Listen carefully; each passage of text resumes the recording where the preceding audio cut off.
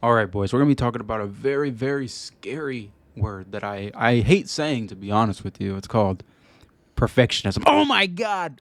Oh my God. Hey, see, I just jumped out of my seat. I shit my pants, even too.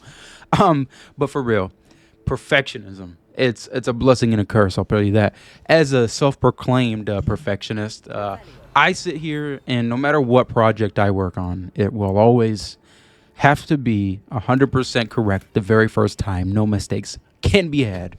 And that's why parts of this channel may seem almost half-assed in a sense, where it seems like I'm not putting on any effort into it. And while it's not true, I may not be putting as much effort into it as other things I do, because I know that if I sit down here and do it and try to make it the absolute perfect thing it can be, it will never get done. I will give up because it's happened a billion times. I've talked about it before where I've had all these YouTube channels. I've made a billion YouTube channels. I've been doing YouTube on and off, but mostly on since I was probably like 12, maybe 11, somewhere around there. So it's been a long time, and obviously, nothing ever. I've had a few things, grow and everything, but for a majority, nothing for the most part has happened. And I think a large contributor to that is the perfectionism. And I think perfectionism can be good in some cases. I'm not saying it's all a bad thing. There's time and place for it, just like there's a time and place for everything else. But if you find yourself starting stuff and a week later or even a few days later, maybe even the same day, you are like burnout, you don't really feel like doing it, you feel like you've been put on all this work or you're stuck or whatever it may be, it's probably got to do at least a little bit with perfectionism. I think that most people have a little bit of perfectionism in them. It is in varying degrees. I think that I have a lot of perfectionism in my blood, and I hate it. I hate it. I do not like it because it makes everything seem to have such higher stakes than it really needs to be. I don't know why I have to make chocolate chip cookies the exact same way every time, or not the exact same way, but the best way every single time. And if they don't turn out good, then uh, I'm not even going to eat them, or I might not even bake them at all, just because the recipe that I'm thinking of just doesn't sound like it's the perfect chocolate chip cookie recipe. And you kind of start to notice when you say some of the things that you're stressing about out loud, how silly or almost stupid it sounds, because, you know, it kind of is. It's just not as important as you make it out to be. And that's all it is you.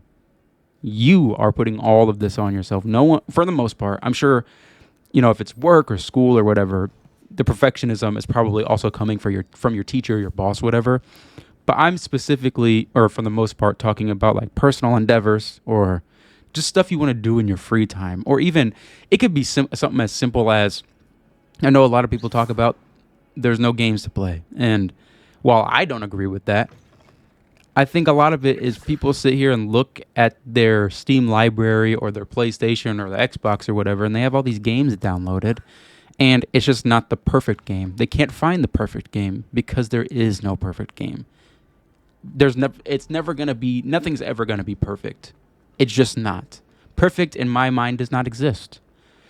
Nothing will ever be perfect. You have to make it perfect enough for you, I guess is how I want to word that. So for the game example, right? People sit here and say that there's nothing to play, that it's all boring, it's all this and blah blah blah blah blah, or they just look at all these games in their library and just sit there and get on their phone. It's almost it's kind of two different things where it's like the paralyzation, whatever you want to call it, of choice, where there's just too many choices and you can't make up your mind. But it's also, at least I think, a little bit of perfectionism or an overthinking, because perfectionism and overthinking go hand in hand, right? Where there's not a perfect game that I want to play or whatever it is, and all you really need to do is just click the game and start playing. Why are you overthinking it like that? But I've been in that rut a billion times. I know I have. So I sit here and look at my computer right now. I'm looking at Subnautica, Dispatch. There's Alan Wake 2's on here that I never even touched. Hogwarts Legacy. There's a bunch of games on here. CS:GO's on here, and I the last few years I've been stuck in this rut where I haven't been saying the game is boring because I still again don't agree, but I just it's not the perfect game, so then I end up not playing any of them. Recently, I've been trying to get out of that. I just click on a game and start doing it. Recently, that game has been Dispatch. It's so fire, man. I love it. I love it. If you have not played it, it's crazy.